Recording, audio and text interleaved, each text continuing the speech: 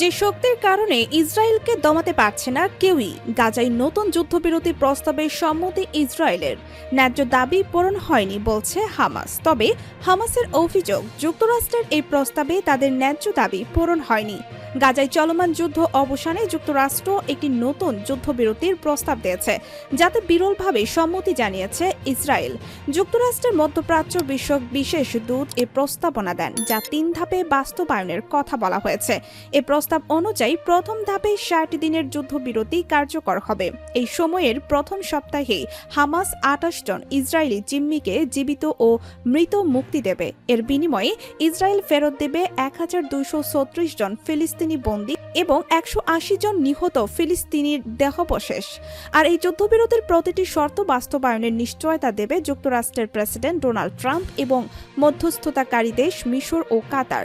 তবে গত সপ্তাহে নেতানিয়াহু জিম্মি পরিবারের সদস্যদের জানান, তিনি গাজায় যুদ্ধ পুরোপুরি বন্ধ করবেন না। এতে স্পষ্ট হয়েছে, এই জিম্মিরা মুক্তি পাওয়ার পরই দখলদারের আবার তাদের বর্বরতা শুরু করবে। এদিকে ইসরায়েল শর্ত দিয়েছে, হামাস যদি স্থায়ী যুদ্ধবিরতি চায় তাহলে তাদের অস্ত্র সমর্পণ করতে হবে। হামাসের যোদ্ধাদের গাজা ছাড়তে হবে। তবে হামাস জানিয়েছে, যতদিন ইসরায়েলের দখলদারিত্ব অব্যাহত থাকবে ততদিন তাদের হাতে অস্ত্র থাকবে। অন্যদিকে হামাস জানিয়েছে, তাদের পক্ষ থেকে এখনও আনুষ্ঠানিকভাবে প্রস্তাব মেনে নেওয়া হয়নি।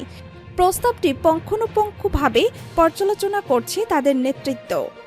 তবে এই দুই পক্ষের অবস্থানগত বিভাজন অতীতের মতো এবারও একটি বড় বাধা রয়ে গেছে। দুই পক্ষের গভীর মতপার্থক্য।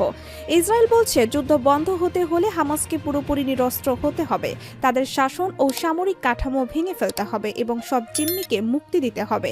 আর জবাবে হামাস বলেছে, ইসরায়েলকে অবশ্যই গাজা থেকে সেনা প্রত্যাহার করতে হবে এবং যুদ্ধ স্থায়ীভাবে বন্ধের প্রতিশ্রুতি দিতে হবে। তারা যুক্তরাষ্ট্রের প্রস্তাবে নিজেদের ন্যায্য ও বৈধ দাবি পূরণ হয়নি বলেও অভিযোগ করে। এদিকে আবার গাজায় জাতিসংঘের 77টি খাদ্যবাহী ট্রাক লুট কিছুই পৌঁছায়নি গন্তব্যে। ইসরায়েল কর্তৃক মাসব্যাপী অবরোধ ও বিমান হামলার প্রেক্ষিতে চরম খাদ্য সংকটে পড়েছে গাজা উপত্যকার বাসিন্দারা। এমন এক সংকটময় পরিস্থিতিতে বিশ্ব খাদ্য কর্মসূচি গত শনিবার জানিয়েছে, উপত্যকায় প্রবেশকারী কয়েক ডজন খাদ্যবাহী ট্রাক আটকে তা লুট করে নিচ্ছে ক্ষুধার্ত জনগণ। সংস্থাটি আরও জানিয়েছে, গত শুক্রবার 77টি খাদ্য সহায়তাবাহী ট্রাক গাজায় প্রবেশ করে। এর বেশিরভাগই ছিল ময়দা।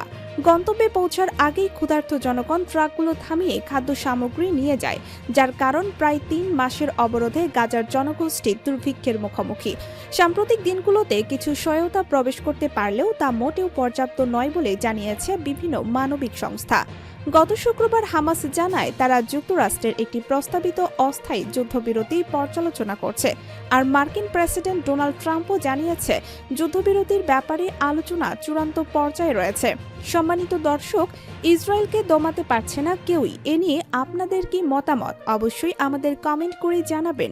আর আমাদের আপডেট সব ভিডিও পেতে আমাদের চ্যানেলটি সাবস্ক্রাইব করে বেল বাটনটি ক্লিক করে রাখুন।